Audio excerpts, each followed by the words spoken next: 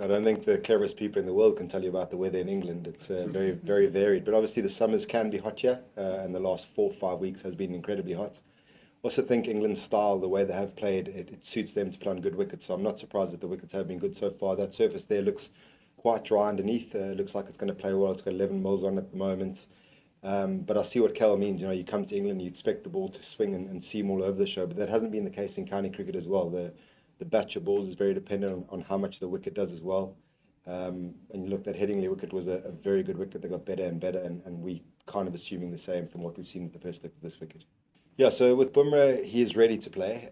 So, like I said in the very first question, it's how we manage these 4 tests. So, if we feel like there's value in playing him in this test, we'll make that call at the very last minute. But I'm talking about whether how the pitch is going to play. Are we better off holding him back for Lords and maybe Manchester or the Oval?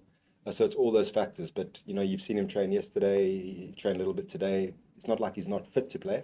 It's just trying to fit those puzzle pieces to get the most out of him, out of what we know we do have from him. And your question about Kuldeep, we'd love to get him into the team.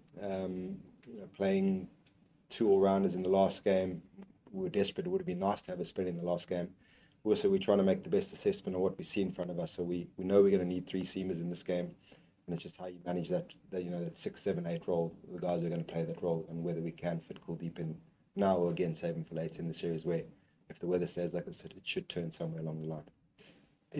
He's available for the game. Obviously, we know from the start he's only going to play 3 out of the 5. He's obviously had 8 days to recover from the last test. But given conditions and workload and how we think we can best manage for the next 4 games, we haven't made a call on that. We're going to see what the other guys are with their workload as well. So technically, yes, he is available, but we haven't made a decision on whether he's going to play or not yet. Look, I think we always want depth in the catching department. In England, you're always going to have 4 catches at some stage in the game. Yashashvi's been a very good catcher for us. We want to manage his confidence.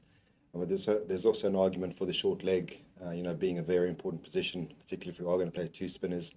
And we want to prep more guys in that position. So I think the more versatile we are as a fielding unit, the more guys who can do more jobs, and maybe just give Yashashvi a break from catching in the gully for a little while. His hands are quite sore.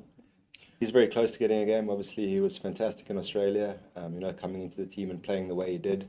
We just felt on balance for the last game we wanted to go to bowling all-rounder, which we thought Shodl was slightly ahead on the bowling front. And we're looking at ways of rejigging the puzzle, so we can get a batting all-round in. And obviously, Nitish is our premium batting all-round at the moment.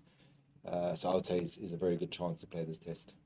Not a new contraption. All the ball manufacturers make those balls. And we talk about detox in the bowlers, just getting the very basics right. And that's the easiest way to give you an indication. Guys have come out of a long RPL season and the filthy habits of that cricket. We don't want that creeping into red ball cricket, into test cricket. So Morna and the bowlers just use that tool just to make sure the basic fundamentals are in place. We've been using it for the last 2 weeks. It's not a new thing. It's very important, and I think for everyone, you don't mind being totally outplayed in a test match and you lose. We felt like we exhausted everything. We felt like we were really good in the majority of those sessions, but unfortunately, the 2 sessions that we lost really, really badly. So, we feel like we played 4 days of good cricket, and we've lost that game in the end. So we're not going to get too down on it, but it's absolutely imperative that we stay focused on the whole goal of the 5 games and there's 4 to go, and we just need to be at our best and give ourselves the best chance to win a test match here this week.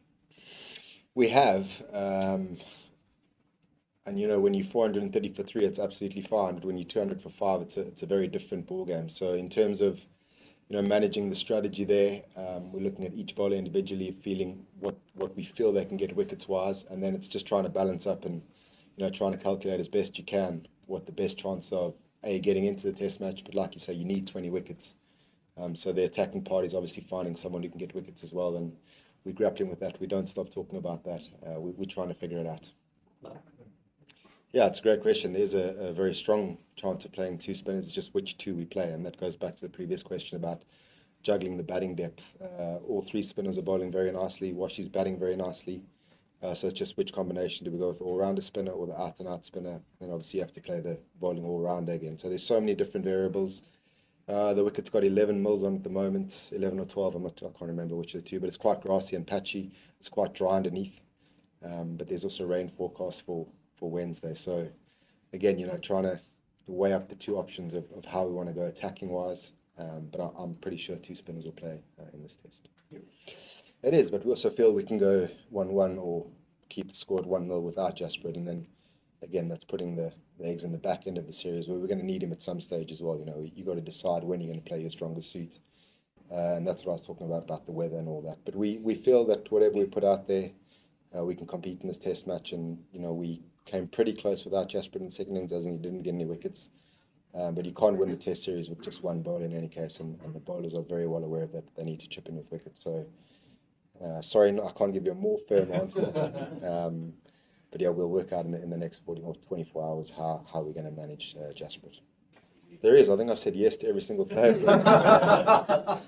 There is. Again, going back to the spin combination, if we are going to go to spinners, Arshdeep obviously provides a little bit more control. And you've got a left armer running in over the wickets. If we do want to put our eggs in that basket. I don't know if you saw the seamers, they all had a good trot out today. We feel that they're all there and thereabout, and they're all eligible for selection. So again, looking over the 5 series, how we're going to manage the 5 seamers that we do have, the out-and-out seamers. But Arshdeep is definitely in the selection mix for this.